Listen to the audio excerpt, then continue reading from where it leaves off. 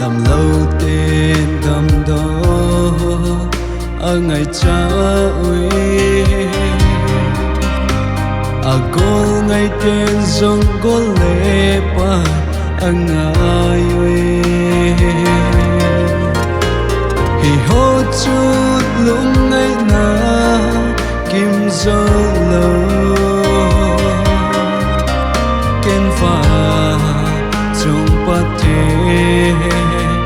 có ngày bên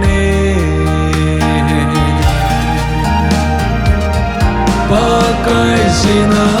đầm lâu te a đầm sa gì a ngày cha te hong pali a pe gì Izakaya, Izakai pate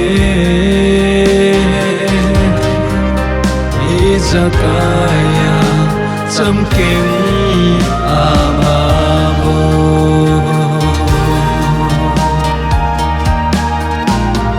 Này sẽ này hiện muôn na dầu lâu muôn na ho dòng pha trong cha bồ cả ba cái ngang tay lâu chăm kim na đinh đằng hi lệ sẽ na có mưa dầu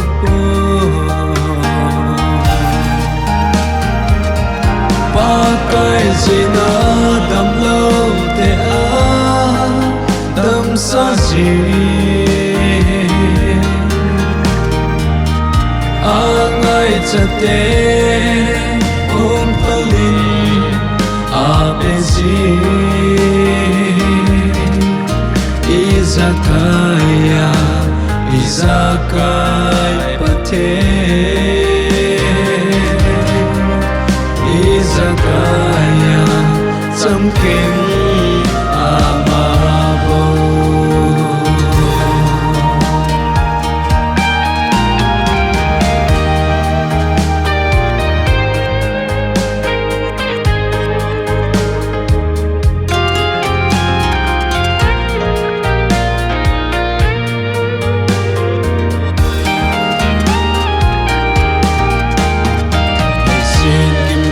thế na ho hi ni khát lệ ca ta ha tê đình tìm lâu và ba cái to kỳ ba la khát sa tê to van to la võ chơi khóc ta đình ba cái gì na đầm lâu te a đầm sa gì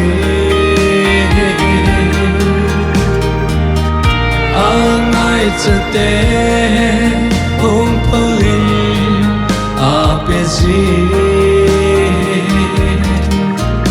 izakaya Izakai pate Izakaya chăm kim amabo Izakaya Izakaya amabo